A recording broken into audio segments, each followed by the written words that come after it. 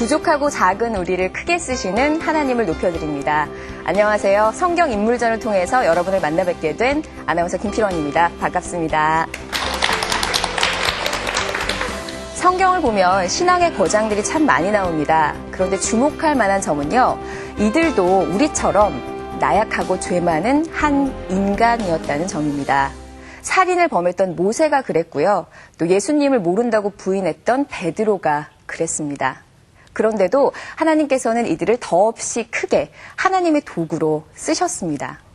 이런 얘기를 나누다 보면 하나님께서 혹시 나도? 하고 희망을 가지시는 분들도 많으실 텐데요. 성경 인물전은 이렇게 성경 속의 인물들에게서 나 자신을 발견하고 깨달아가는 시간입니다. 오늘은 그 처음 시간으로 이 인물을 들여다볼 예정인데요. 과연 누굴까요? 화면을 통해서 만나보시죠. 아내 말을 잘 듣다 신세망친 남자. 아주 계획성 없이 담담하게 사는 남자였을 것입니다. 구릿빛 피부에 가죽 옷을 입고 아주 근육질의 남자가 아니었을까요? 마누라 말을 아주 잘 듣는 인류 최초의 열부였었을 것 같습니다. 아내가 신뢰할 수 없는 남편이요. 과일을 좋아하는 사람이었을 것 같아요. 최초의 노동자가 아니었을까요? 미남일 것 같아요. 그 사람은 갈비뼈가 없을 것 같은데요? 네, 다들 눈치채셨죠? 오늘은 하나님께서 창조하신 최초의 인간, 아담에 대해서 알아볼까 합니다. 오늘 강의를 위해서 두 분의 강사님께서 오셨는데요. 먼저 명지대학교 대학원 기독교학과 교수이시자 교목 실장이신 구재용 교수님. 그리고 신촌교회 조동천 목사님 나와주셨습니다. 안녕하세요. 안녕하세요. 네, 반갑습니다. 오늘 두 강사분께서 한 사람, 아담에 대해서 좀 서로 다른 시각에서 이야기를 해주시려고 하는데 먼저 구 교수님 오늘 강의 제목이 어떤 건가요? 예, 오늘은 신이 되고 싶었던 사나이 아담에 대해서 함께 생각해 보려고 합니다. 예. 아담 이야기를 통해서 우리 인간이 어떤 욕망에 시달리고 또 실패하게 되는지 그것을 극복할 수 있는 길은 어떤 것인지를 함께 생각해 보고자 합니다. 네, 요즘 비슷한 제목의 드라마도 있던데요. 예, 그 제목이 무슨 드라마, 영화 제목 같은데요. 예.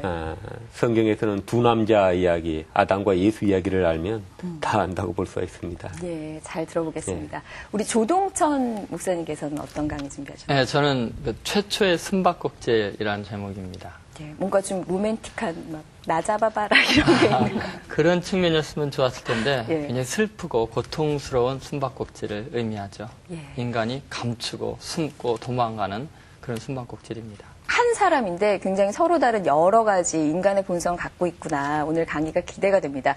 먼저 이 강의 내용을 요약을 해서요. 이 연극을 통해서 강의 메시지를 좀 표현해봤습니다. 무대 함께 보시죠. 하나님이 남자와 여자를 창조하시고 그들에게 복을 주시며 그들에게 이르시되 생육하고 번성하여 땅에 충만하라. 땅을 정복하라. 너는 바다의 사자, 물고기와 너는 하늘의 호랑이, 새와 땅에 움직이는 모든 생물들을 다스리라. 너는 박쥐, 너는 까마귀, 너는 두더지, 넌 하마. 이름을 지어보자.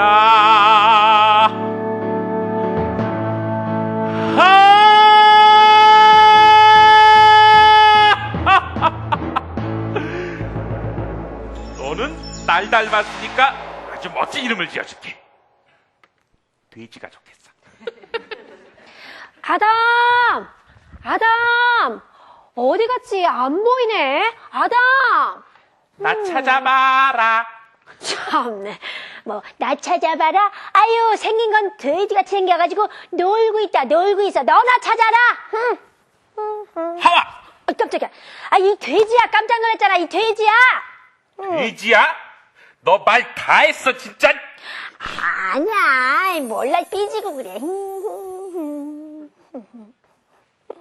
하와? 오늘따라 무지하게 섹시해 보이는데? 몰라. 또 보는 눈은 있어가지고. 그대는 내 뼈 중에 뼈요. 그대는 내 살 중에 살이로다. 하와. 아담 행복해요.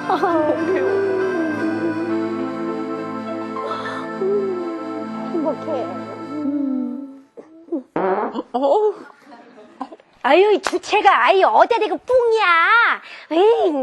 낮에 바나나를 좀 많이 먹었나 봐. 내 볼일 좀 보고 올게. 빨리 와야 돼. 나 무서우니까. 그리고 선악과 밑에서 응가하면 안 돼요.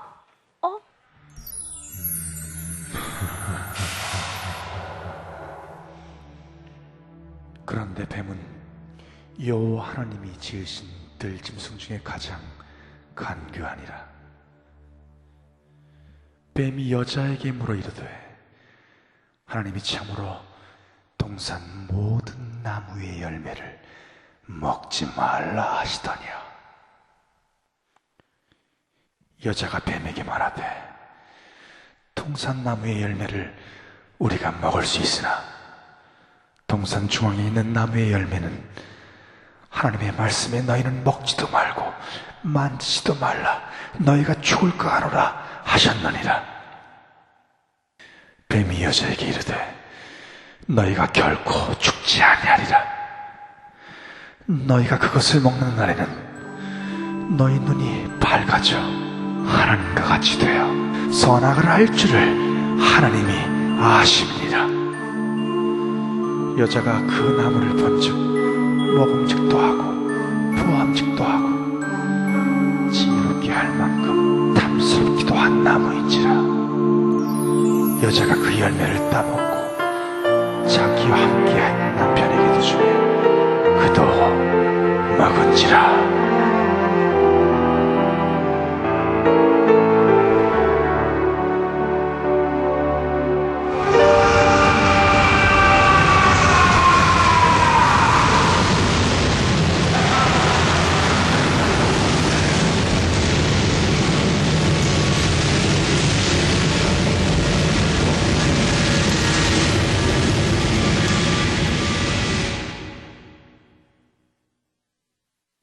먼저 우리가 아담 이야기를 보면 우리 인간이 어떤 존재인지를 우리가 알 수가 있습니다. 성경 창세기에 보면은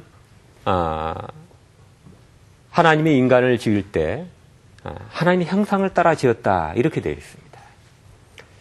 하나님의 형상이 무슨 뜻일 것 같습니까? 하나님의 형상이 무엇이냐에 대해서 많은 논란이 있었습니다.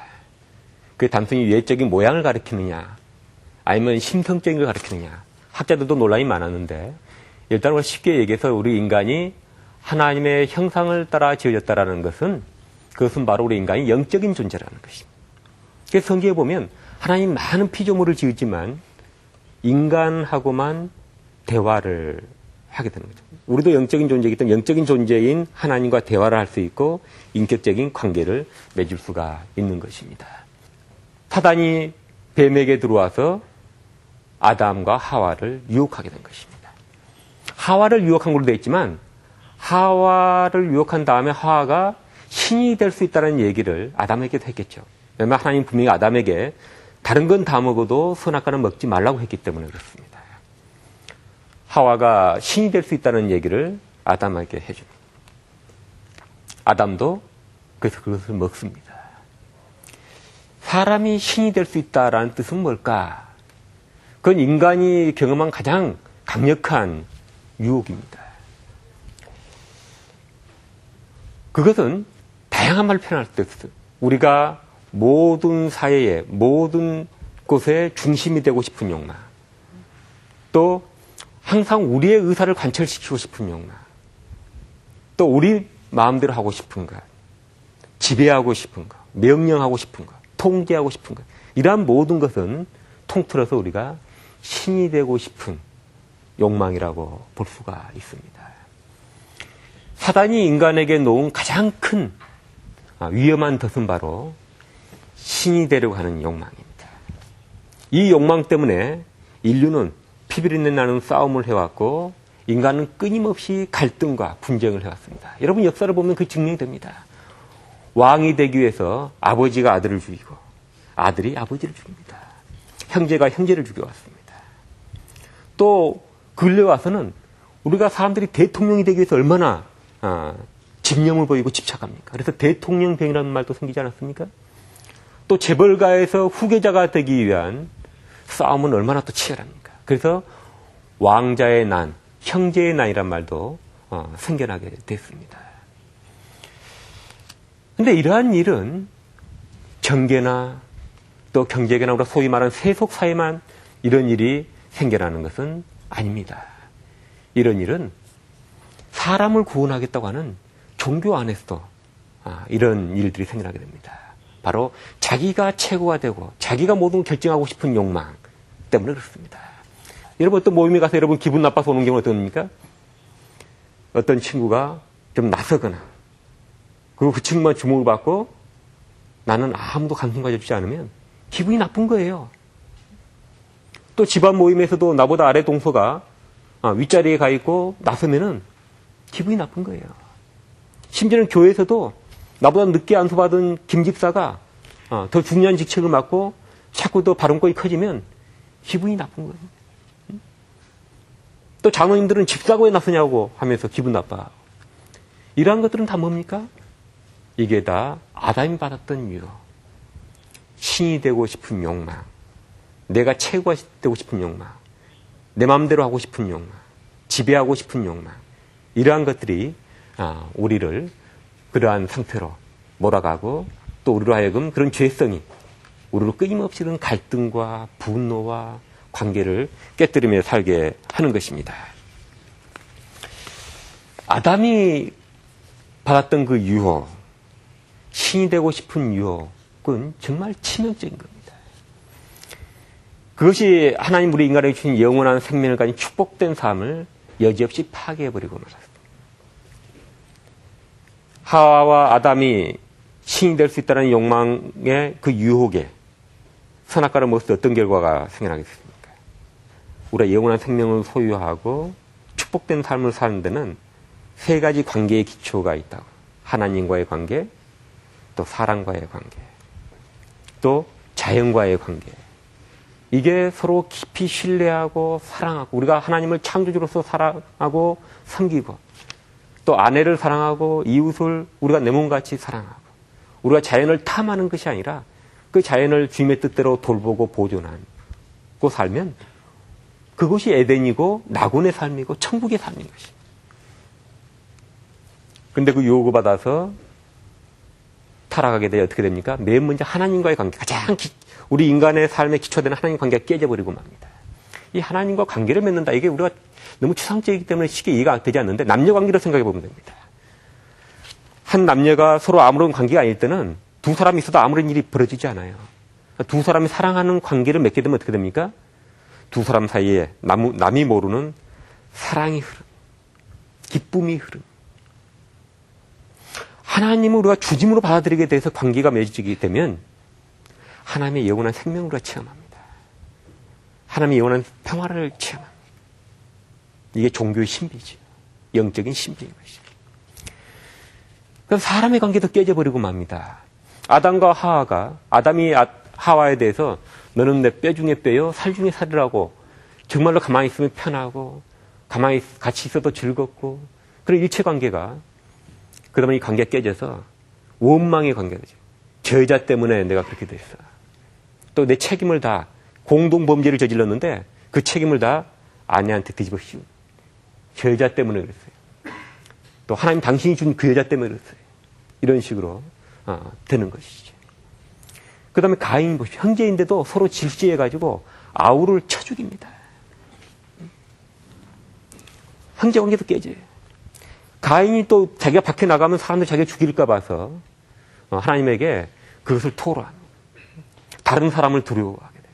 사람이 편한 게 아니라 사람이 두려운 거예요. 집에 혼자 있어서 사람이 오면 두렵죠? 길 가는데 뒤에서 사람 발걸음이 나면 어떻습니까? 안심이 돼야 되는데 두렵죠?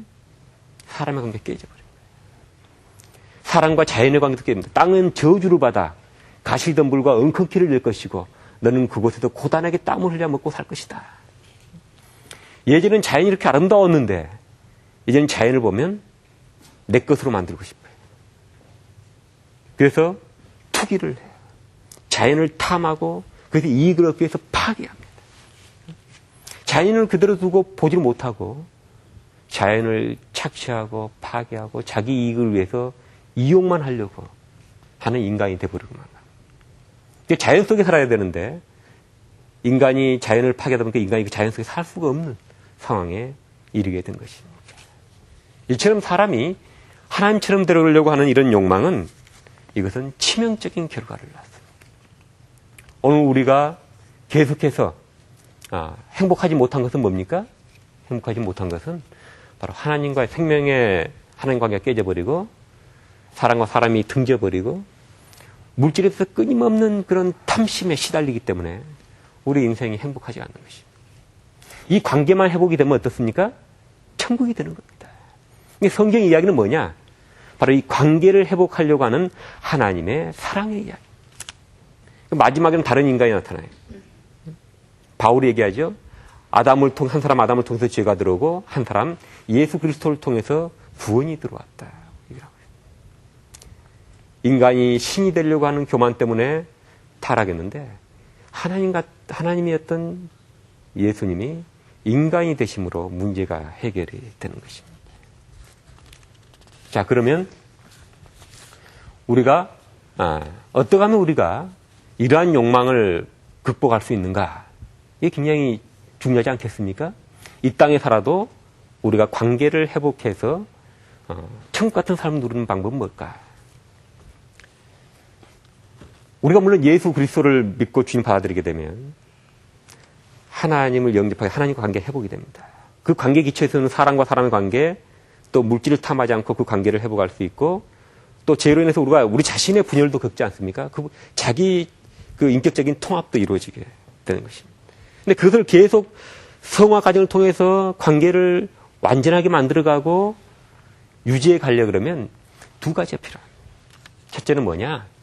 하나님처럼 되려고 하는 것이 아니라 예수님처럼 신이 인간으로 되듯이 낮아지려는 마음, 섬김의 마음.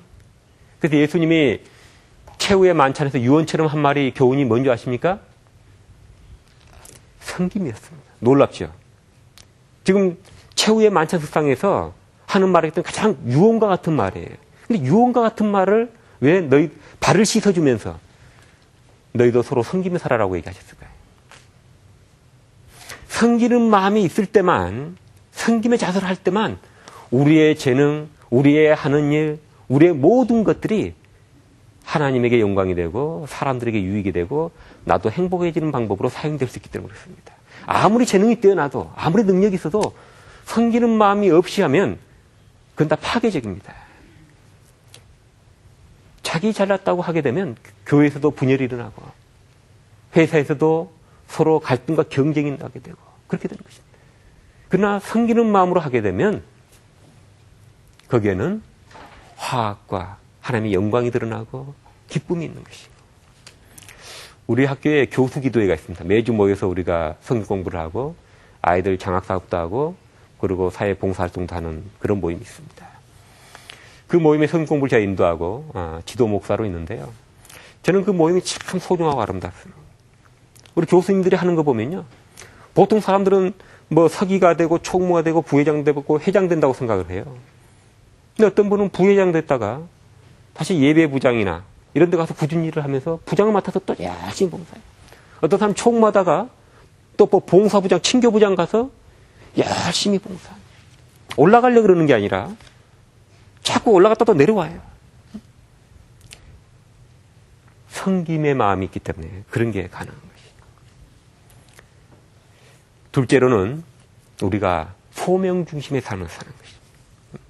우리가 어떤 지위를 갖다가 무조건 올라가려고 하는 게 아니라 그런 지위를 내 성취의 대상, 욕망의 대상, 야망의 대상으로 보는 게 아니라 하나님의 부름의 자리로 봐야 된다는 것입니다. 저는 그런 걸 경험했습니다. 제가 어릴 때 목사가 되려고 마음먹고 소명감이 충만해서 정말 목사가 됐는데 일을 하다 보니까 내가 소명감으로 일하는 건지 내 개인적인 성취감에 위해서 그걸 하는 건지 나중에 혼돈스럽더라고요. 나이 40이 될 때 제가 제 자신을 깊이 회개하면서 어떻게 하면 죽을 때 후회 없이 죽을 수 있을까? 두 가지 있더라고요. 하나는 뭐냐? 소명 중심을 산다. 높은 자리에서 올라갈 수 있어도 내 자리 아니면 올라가지 않는다. 내가 그것을 성취할 수 있어도 내가 소명받은 일이 아니면 성취욕에 이끌려서 그 일을 하지 않겠다. 소명에 오르내 살겠다.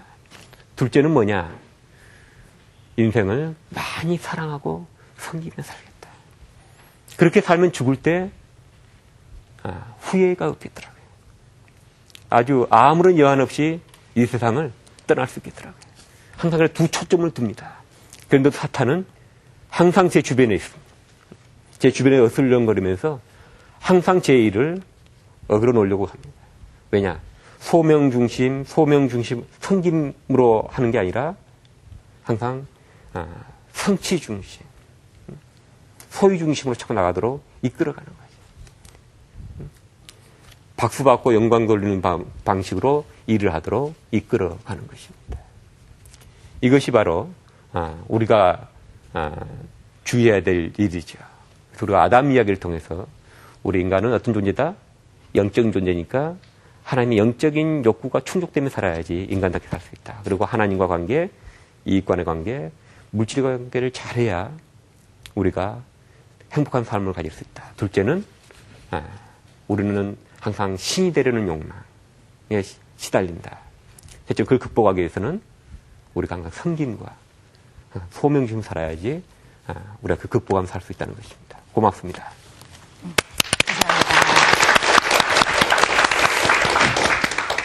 왜 이렇게 뭔가 하고 싶은 게 많고 인간관계가 잘 안 되고 이런지를 아담을 통해서 그게 이렇게 내려온 건가. 목사님 말씀 들어보니까 그런 생각이 들어요. 아담의 죄성이기도 하고 우리 인간의 가장 큰 욕망이죠. 내가 모든 것의 중심이 되고 싶은, 내 뜻대로 하고 싶은, 그게 인간의 가장 큰, 누구에게나 그런 것이 있는 거죠. 네, 뭔가 하고 싶고 되고 싶고 안 되면 너무 속상하고 남이 나보다 좋은 옷이나 좋은 차 타면 너무 속상하고 이런 게 다 아담으로부터 왔나 막 그런 생각이 드는데요. 여러 가지를 생각하게 되는 말씀 해주셨습니다. 계속해서요. 그럼 우리 조동천 목사님의 최초의 숨바꼭질 이라는 말씀 들어보겠습니다. 최초의 숨바꼭질, 굉장히 낭만적으로 들리시겠지만 실제로 이 이야기는 굉장히 슬픈 숨바꼭질입니다. 인간이 범죄하고 나서 첫 번째 나타나는 그 증상이 자기를 감추고 또 자기의 본질을 숨기려고 하면서 피하여 도망가는 그런 안타까운 숨바꼭질이 진행이 됩니다. 이 숨바꼭질은 크게 세 가지 측면에서 진행이 됩니다. 첫 번째 가장 안타까운 숨바꼭질은 그 인간과 인간의 숨바꼭질입니다. 오늘 본문 말씀을 보면은 창세기 3장 7절에서 이렇게 이야기합니다. 이에 그들의 눈이 밝아져 자기들이 벗은 줄을 알고 무화과 나무 잎을 엮어서 치마를 하였다. 이렇게 나옵니다. 근데 가만히 생각해 보면 이들의 눈이 밝아졌다는 것은 아까 사탄이 했던 말입니다. 근데 정말 눈이 밝아지긴 했지만 놀랍게도 그 눈이 밝아지는 것은 밝히는 쪽으로 자기의 욕망과 자기 중심적으로 다른 사람을 대하기 때문에 눈이 밝아지지만 악한 쪽으로 밝아지기 시작했습니다. 이것이 죄 지은 인간들의 안타까운 현실이죠. 그래서 인간들이 이 밝은 눈으로 사람들의 악을 보기 시작하니까 자기들의 부끄러운 점을 가리고 싶은 것입니다. 그래서 가리기 시작하는데 너무 안타까운 사실은 오늘 아담이 또 하와가 가리고 서로 숨겼던 대상이 자기 아내고 남편이었다는 사실입니다. 다시 말해서 인간이 타락하면서 슬픈 숨바꼭질은 뭐냐면 가장 사랑하는 사람에게마저도 감출 것이 자꾸 생겨나기 시작한다는 것입니다.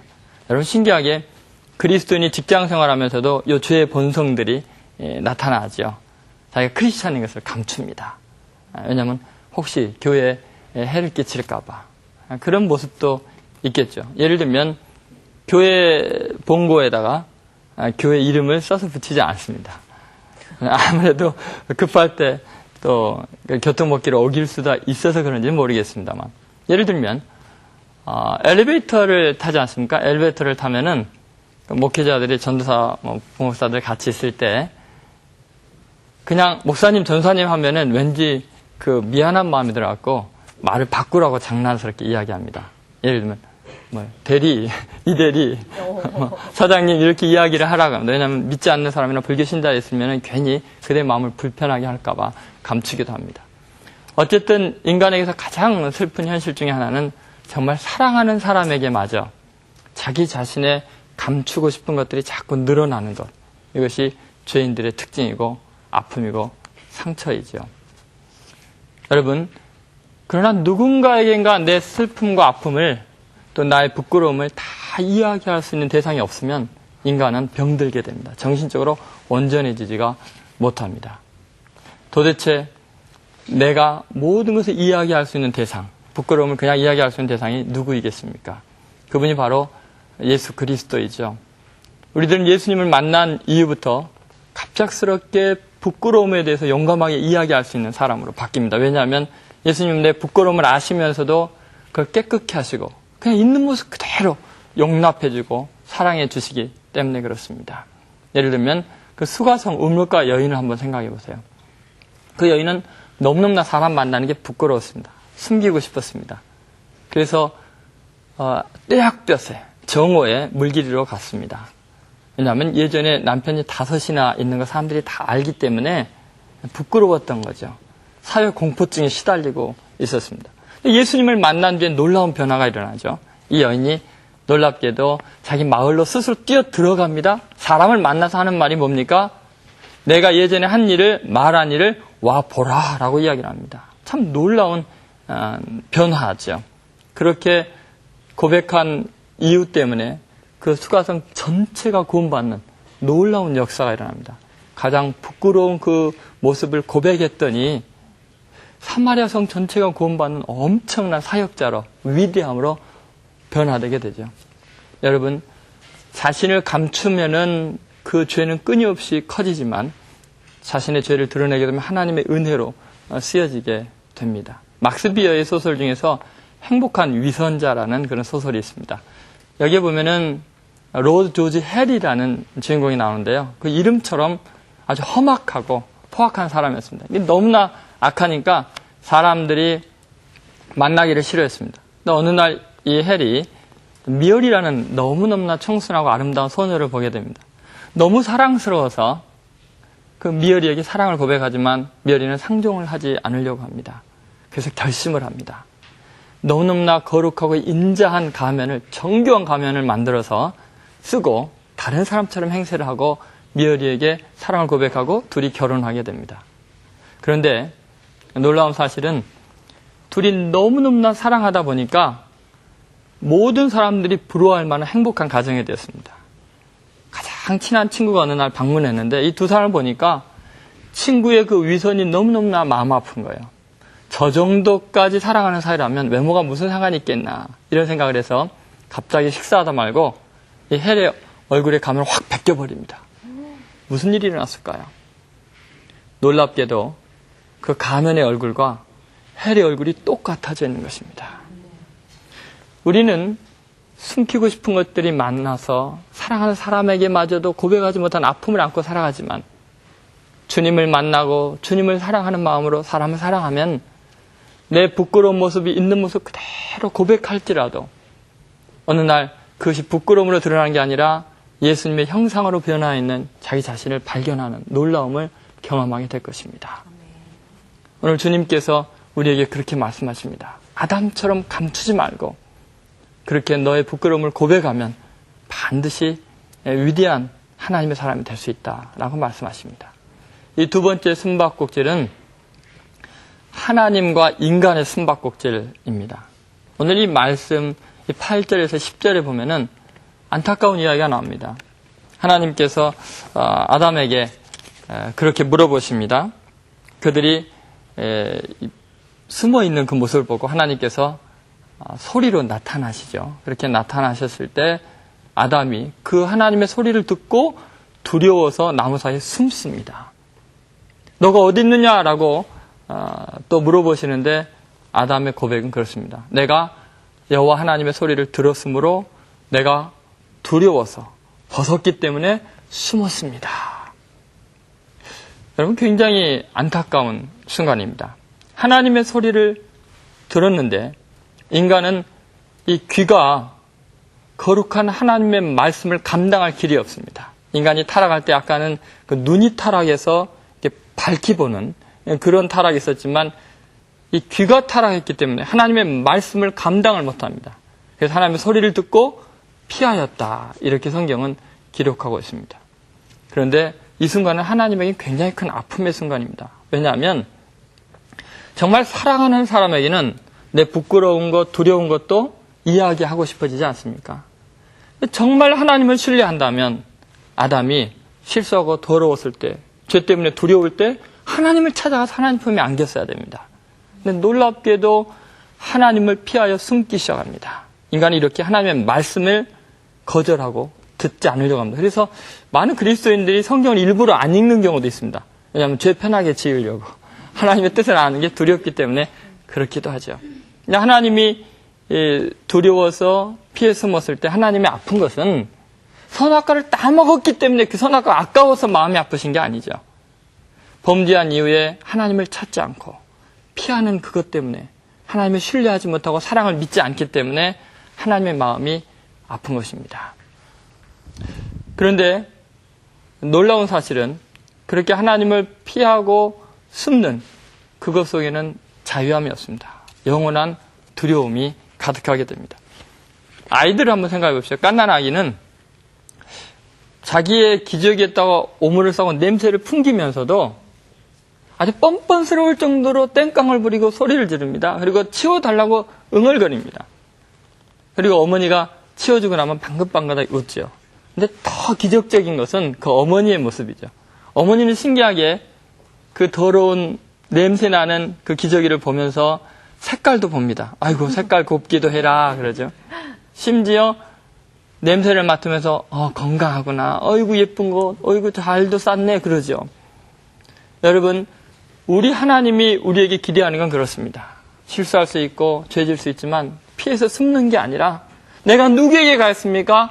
하늘에서도 땅에서도 나의 소망은 주께 있나이다. 난 주님밖에 바라볼 리가 없습니다. 그렇게 하나님에게 나아간다면 그것이 하나님의 기쁨이죠. 여러분 돌아온 탕자 비를 보면은 거기에 나오는 아버지의 마음이 바로 이 하나님의 마음을 잘 보여주고 있습니다. 사실 이 탕자가 아버지의 재산을 다 가지고 허랑방탕하게 다 소모해버리고 가장 큰 못을 아버지의 가슴에 박은 것입니다. 친구들에게는 돈을 썼습니다. 이웃들에게는 많은 것으로 호강을 시켜줬을 겁니다. 그 돈으로. 가장 힘들게 한 장본인이 바로 자기 아버지였습니다. 근데 놀랍게 아버지는 그 아들이 거린이 되고 그 오물 냄새가 가득하고 누더기가 돼서 폐인이 돼서 돌아왔을 때 그 아들을 끌어안고 목욕을 시키고 옷을 입히고 신발 시키고 가락지를 끼우고 더 놀라운 것은 개선 장군처럼 잔치를 벌이고 있다는 것입니다. 왜 그랬을까요? 그것은 아버지가 그 아들로 인해서 존귀해졌기 때문에 그렇습니다. 자, 한번 생각해 보세요. 그 아들은 자기가 어려워졌을 때 더러워졌을 때 친구에게 가지 않았습니다. 결코 이웃을 찾아가지 않았습니다. 왜냐하면 자기가 이렇게 천해지면 그들이 사랑할 리가 없다고 생각했기 때문입니다. 그런데 아버지만은 내가 아무리 추해도 아무리 실패하고 아무리 아버지를 아프게 했어도 그 아버지는 나를 있는 모습 그대로 받아줄 만큼 인격이 훌륭한 분이고 사랑이 많은 분이고 위대한 분인 것을 알았기 때문에 그렇습니다. 더 이상 숨바꼭질을 하지 말고 우리는 실수하고 죄가 많을지라도 하나님 앞에 달려나가야 합니다. 그것이 하나님께서 우리에게 기대하는 바입니다.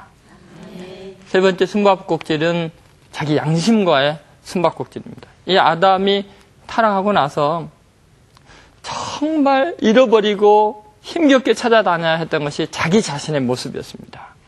자기 자신을 드러내지를 못합니다. 얼마나 부족한지 11절과 13절에 잘 나와 있습니다. 거기에 보면은 하나님께서 아담에게 그렇게 말합니다. 누가 너 버섯음을 너에게 고하였느냐? 내가 너에게 먹지 말라고 한 그 나무의 열매를 너가 먹었느냐? 하나님의 이 질문 앞에 아담은 간단하게 대답하면 됩니다. 예, 잘못했습니다. 제가 먹었습니다. 죄송합니다. 그렇게 했으면은 인류의 운명이 달라졌을 것입니다. 근데 그 한마디를 하기 위해서 아담이 그 앞에 엄청나게 많은 이야기를 합니다. 그것이 입이 타락하게 돼서 인간이 끊임없이 자기 자신을 잊어버리는 그 불행을 자초하게 된 거죠. 그 무슨 말을 했느냐? 하나님께서 내게 주셔서 나와 함께 있게 하신 그 여자, 그가 그 나무 열매를 내게 줌으로 내가 먹었나이다. 이 이야기의 이 말의 핵심은 뭡니까? 1차 원인이 하나님 때문이라. 하나님이 주시지만 않았으면 내가 이런 일 당하지 않았을 텐데 인간이 이렇게 못됐습니다. 하나님 저 직장에만 들어가게 해주세요 해놓고 그 직장에서 고생하면은 하나님 왜 내게 이런 직장을 주셨습니까? 하나님 원망하죠. 어떤 청년들은 한 아가씨를 사랑해서 정말 이 사람만 하나님 주시면 하나님 나라 위해서 헌신하겠습니다 해놓고 결혼해서 힘들 때는 어쩌다 저런 왼수를 내게 주셔가지고 하나님을 원망합니다. 그 다음에 하는 말이 뭐냐면 하나님을 원망할 뿐만 아니라 하나님이 주신 축복도 저주로 바꿔놓습니다. 나와 함께 있게 하신 그 여자, 이런 표현입니다. 그냥 내가 잘못했습니다 하면 될 텐데 그 말 한마디 못하니까 과거 하나님이 내게 주신 그 놀라운 은혜들이 전부 다 저주와 불평과 원망거리로 전락하게 됩니다. 그리고 마지막 하는 말이 뭐예요? 나와 함께 하신 그 여자, 그가 내게 주었으므로 내가 먹었나이다. 여러분 지금 이 이야기를 듣고 있을 그 하와의 심정이 어떻겠어요? 남들은 몰라도 아담이 자기를 좀 보호해 줄 줄 알았고 하와는 아무 잘못 없습니다. 내가 잘못했습니다. 내 죄입니다. 라고 그렇게 고백했으면 얼마나 좋았겠습니까? 그렇지 않아도 양심의 가책에 지금 괴로워하고 있는 하와가 옆에 있는데 이 여자가 줘서 그랬습니다. 그래버리면 얼마나 마음이 아프겠습니까? 결국은 하나님이 주신 가장 사랑하는 사람과의 관계도 깨어지게 됩니다. 그리고 나중에 하는 말이 그러므로 내가 먹었나이다. 나도 피해자입니다. 자기 자신은 어디 간 거예요, 그러면? 책임의식이 전혀 없어집니다. 이것이 인간이 자기 자신과의 숨바꼭질입니다. 내가 너무나 잘못했습니다. 다 내 책임입니다. 요 한마디만 했더라면 하나님은 여전히 범죄했음에도 불구하고 자기 하나님일 수 있고 하나님이 주신 과거의 모든 축복은 여전히 내 축복일 수 있습니다. 그리고 지금 사랑하는 그 아내는 너무너무나 고마운 마음으로 아담과 행복하게 살았을 거예요. 그런데 내가 잘못했습니다. 내 책임입니다. 이 한마디를 못해서 그렇게 많은 상처들을 그리고 모든 축복을 저주로 바꾸는 비극에 빠지게 된 것입니다. 예수 그리스도를 한번 생각해 보십시오. 예수 그리스도는 당신 자신이 죄를 범하지 않았습니다.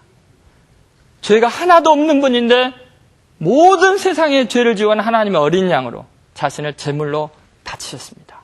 모든 인간들의 죄에 책임을 지셨기 때문에 그분은 하늘에 있는 것과 땅에 있는 것과 땅 아래에 있는 것들로 모든 무릎이 예수 이름에 꿇게 되고 예수를 주로 시인하여 하나님 아버지께 영광을 돌리게 했습니다. 놀라운 사실은 책임감을 크게 느낄수록 우리의 존재가 명확해지고 위대한 사람이 된다는 것입니다. 최초의 아담이 실패했던 그 자리에 예수 그리스도는 인류의 모든 죄악을 책임지면서 우리에게 생명을 주셨습니다. 아담을 통해서 우리가 다시 한번 하나님 앞에서 숨바꼭질이 중단이 되고 인간과 인간에서 모든 걸 드러내고 이야기할 수 있고 하나님을 내 아버지로 고백하면서 그분의 품에 안기고 내 자신의 정체성을 새롭게 하고 존귀한 자들로 거듭나는 그런 여러분과 제가 되기를 주의 이름으로 축원드립니다. 아멘.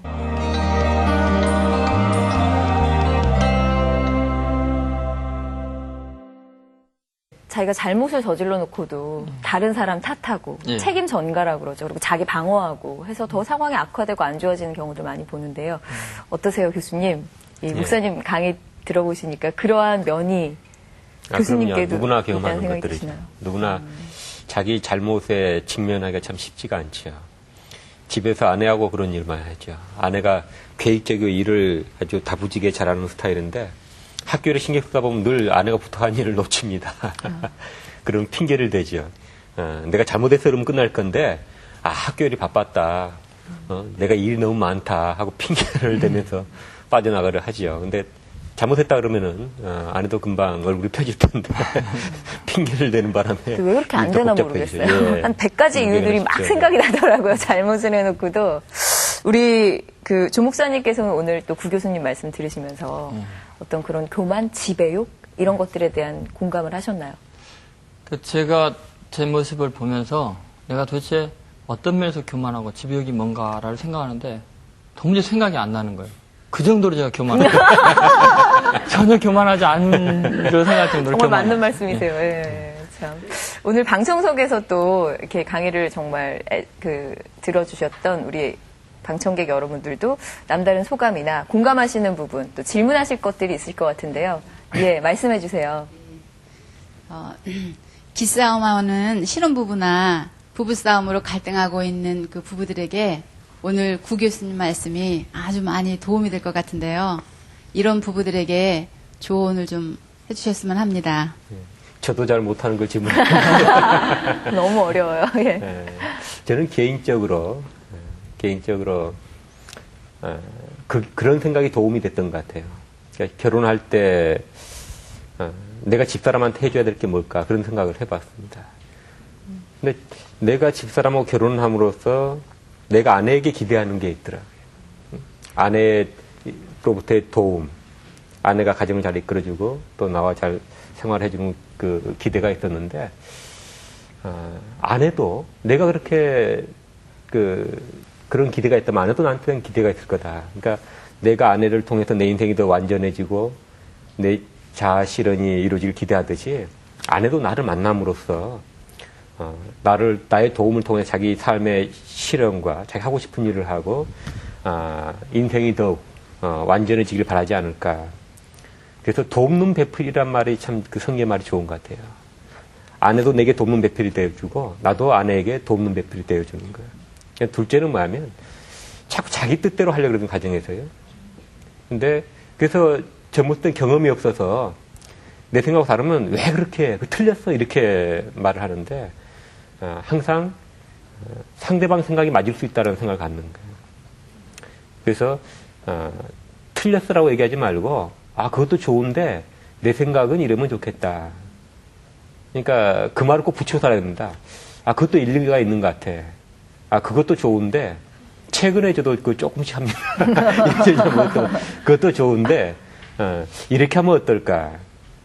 그러니까 항상 그 상대방이 더 좋은 생각을 가질 수 있다라는 것을 우리가 생각하는 것. 그래서 늘 내 생각을 내세우기보다는 생각을 서로 모으는 태도를 갖는 것.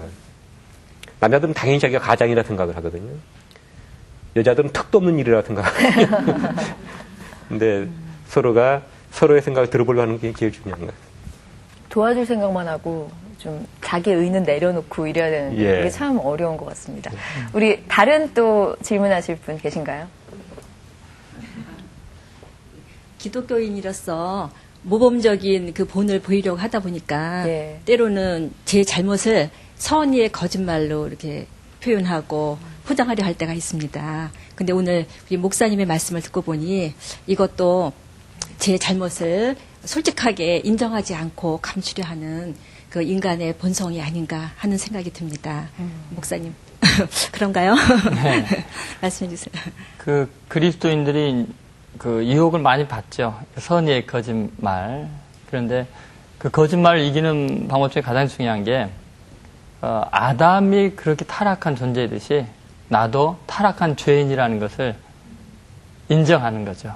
너무 완벽한 존재로 보이려고 애쓰지 않고 그래 나는 원래 죄인이야. 죄인 중에 괴수지. 그렇게 자기 자신에 대해서 인정을 하게 되면은 그 다음부터 거짓말을 안 해도 되는 단계가 됩니다. 그리고 더 중요한 것은 내 연약함을 이야기하는 것이 위선적으로 포장해서 이야기하는 것보다 훨씬 위대해집니다. 아까 본문의 말씀을 우리가 나눴듯이 내 그 죄성과 연약함을 솔직하게 이야기를 하지 않습니까? 그럼 상대편의 마음이 확 열려버립니다. 그러면서 놀라운 반응이 일어나는데 나도 그러는데 하면서 동질감을 형성하게 되고 하나가 되게 됩니다. 그래서 참 저분 솔직한 분이야, 진실한 분이야. 오히려 그렇지 우리의 연약함을 손가락질할 만한 자격 있는 사람이 아무도 없거든요. 그리고 더 중요한 것은 거짓말 안 하는 방법 중에 한 가지가 뭐냐면은 구 목사님 말씀하셨듯이 사명에 집중해서 하는 겁니다. 나라는 존재를 저 사람이 어떻게 바라보느냐는 의미가 없습니다.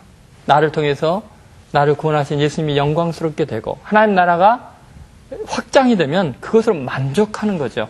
그러니까 나는 사명 때문에 사는 거지 내 사욕을 위해서 사는 게 아니지 않습니까? 그러면 거짓할 필요가 없는 거죠. 나에 대해서 어떤 오해를 받건 또는 내가 뭐 포장을 하지 않아도 주의 뜻이 이루어진다면 아멘, 할렐루야 하면은 거짓을 이길 수 있는 능력이 생길 겁니다. 하나님께서 주시는 용기가 아니면 사실 우리 잘못도 고백하기가 너무 어려운 그렇죠. 부족한 사람인 것 같습니다. 우리는. 예, 오늘 아담을 통해서 우리 안에 내재되어 있는 그 막 지배욕, 교만 이런 것들도 알아봤고요. 또 남 탓하려고 하는 책임 전가 이런 여러 가지 죄성을 통해서 여러 가지 생각을 해보게 되는 그런 좋은 기회를 가졌습니다. 오늘 강의 어떠셨나요? 괜찮으셨어요? 예, 함께 보시는 시청자 여러분들도 같은 마음이셨으면 좋겠습니다. 오늘 좋은 강의 해주신 두 분 강사님께 다시 한번 큰 박수 부탁드릴게요. 감사드립니다. 예, 고맙습니다. 성경 인물절을 잘 보시면은요, 성경 인물을 통해서 나 자신을 발견하고 깨닫기도 하지만은요, 또 선물도 챙겨가실 수 있습니다. 지금 자막으로요, 성경 퀴즈가 나가는데요. 퀴즈의 정답을 저희 성경 인물전 홈페이지에 올려주세요. 추첨을 통해서 선물을 보내드리도록 하겠습니다. 이번 한 주도 하나님의 은혜 가운데서 평안하시고요. 저희는 또 다른 주제로 다음 이 시간에 여러분 만나겠습니다. 고맙습니다.